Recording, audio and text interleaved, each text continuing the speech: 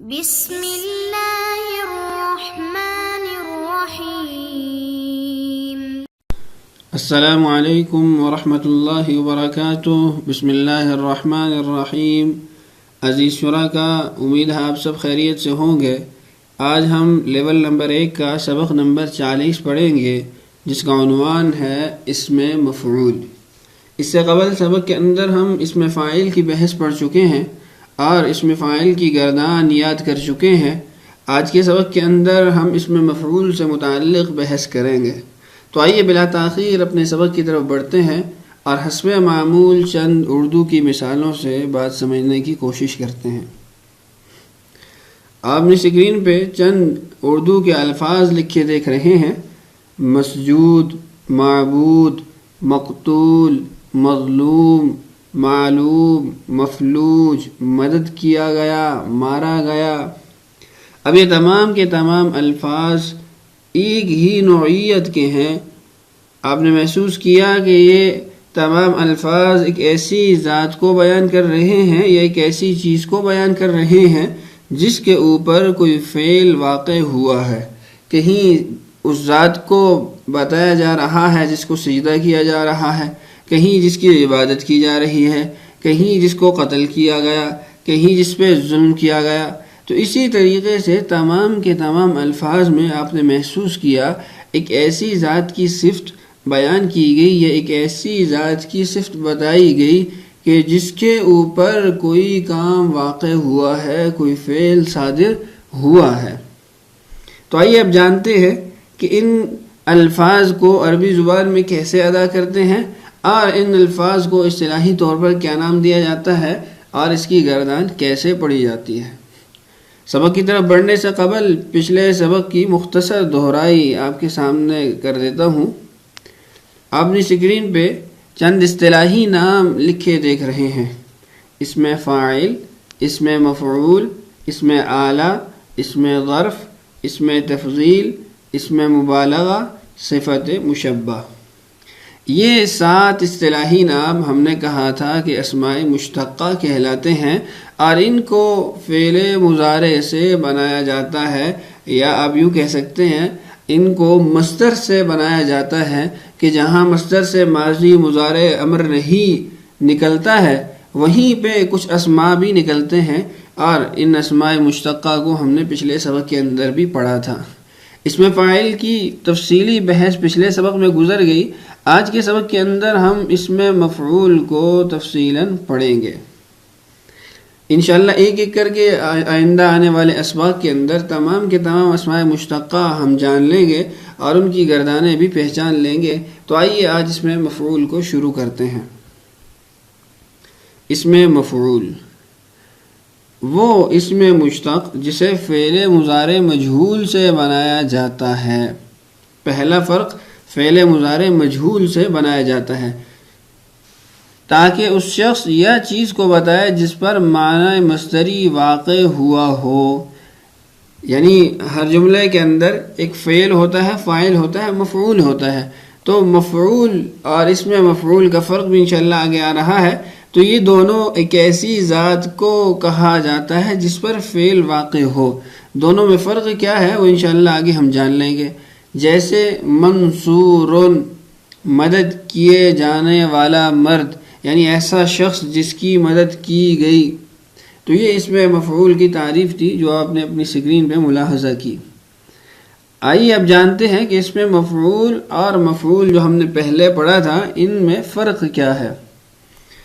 ان دونوں میں فرق وہی ہے جو فاعل اور اسم فاعل کے اندر تھا۔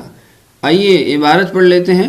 مفعول اور اسم مفعول میں فرق: مفعول ہمیشہ جامد اور جس پر کام واقع ہو اس کا نام ہوتا ہے۔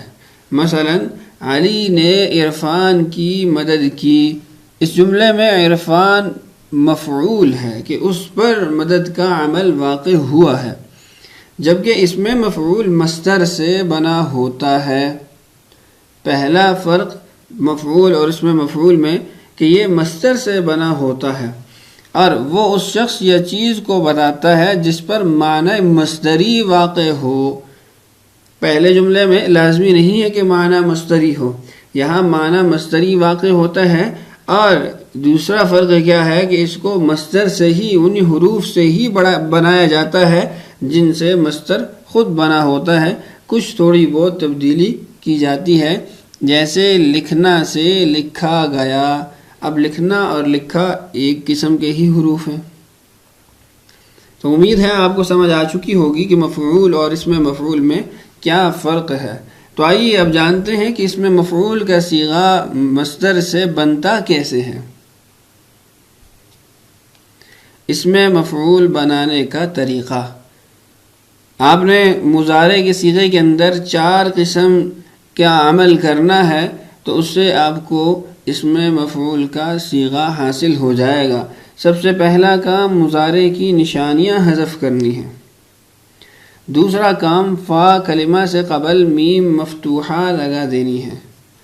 تیسرا کام عین کلمہ کو پیش دے کر اس کے بعد واو لگانی ہے. اور چوتھا کام لام کلمہ پر تنوین لگائیں گے. جب یہ 4 کام آپ فعل مضارع کے صیغے میں کر دیں گے تو اس کے بعد آپ کے پاس حاصل ہونے والا صیغہ وہ اسم مفعول کا صیغہ ہوگا.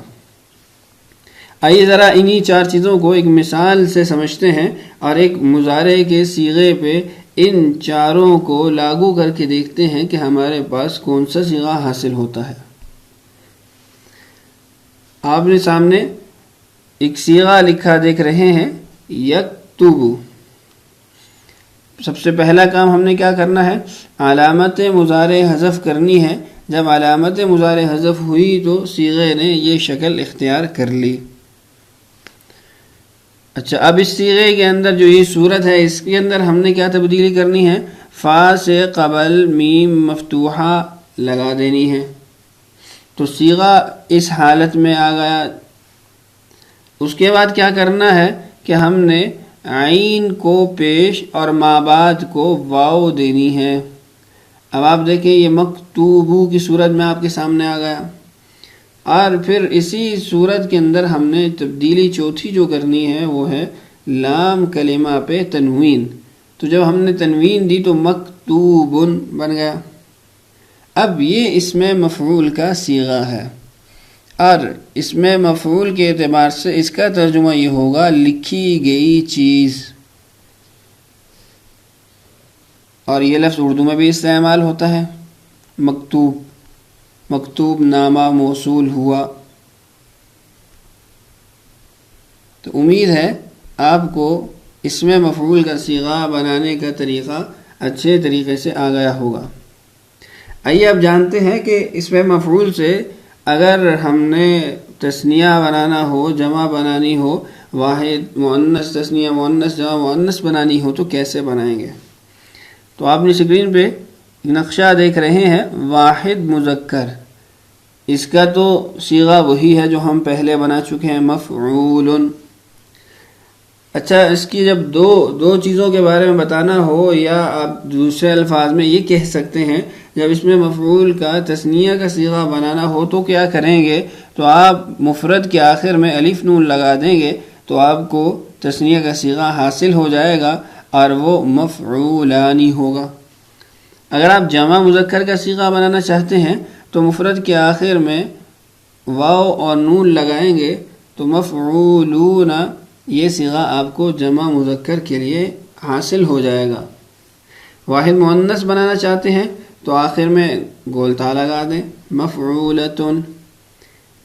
اور اگر تثنیہ مؤنث بنانا چاہتے ہیں تو مفعولتن کے آخر میں آپ الف اور نون لگا دیں، مفعولتانی بن جائے گا. اور جمع مؤنث بنانا چاہتے ہیں تو آخر میں یعنی جو مفرد واحد کا صیغہ تھا، مذکر کا جو صیغہ تھا، اس کے آخر میں الف اور تا لگا دیں تو آپ کو مفعولاتن کی صورت میں جو صیغہ حاصل ہوگا وہ جمع مؤنث کے لیے استعمال ہوگا.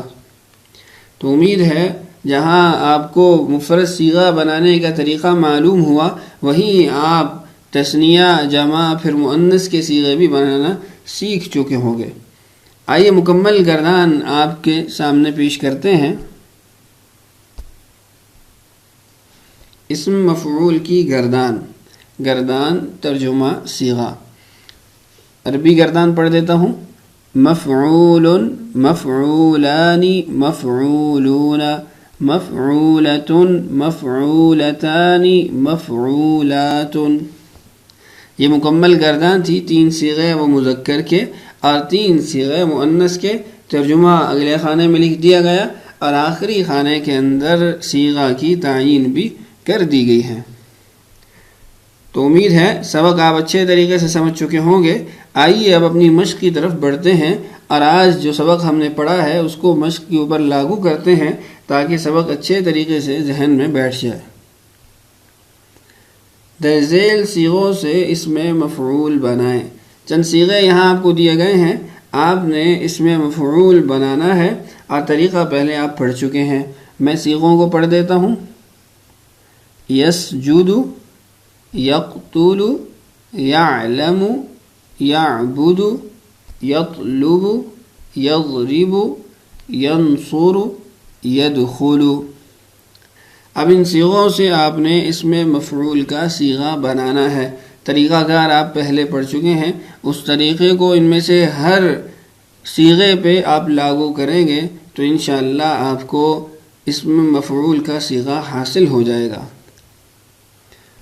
مشق کا دوسرا سوال ہے، درج ذیل صیغوں سے اسم مفعول کی گردان لکھیں.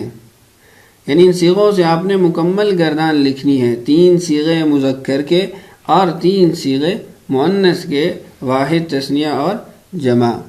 پہلا صیغہ کون سا ہے؟ یسجد. دوسرا یضرب. تیسرا یعلم. چوتھا یدخل. ترجمہ تقریباً تمام افعال کا آپ کو آتا ہے. یہ افعال پہلے بھی سبق میں گزر چکے ہیں. ممکن ہے یدخل آپ کے لیے نیا ہو تو اس کا مطلب ہے داخل ہونا. دیگر تمام صیغے تقریباً آپ پہلے پڑھ چکے ہیں. تو آج کا سبق ہمارا ختم ہوا اور اسم مفعول کی بحث بھی ہم نے مکمل کر لی. اللہ تعالیٰ سے دعا ہے اللہ تعالیٰ ہمارے لیے سبق کا سمجھنا اور سمجھانا آسان کرے. اللہ تعالیٰ ہم سب کا حامی و ناصر ہو. آج کے لیے اتنا ہی کافی ہے. اجازت دیجیے. السلام علیکم ورحمۃ اللہ وبرکاتہ.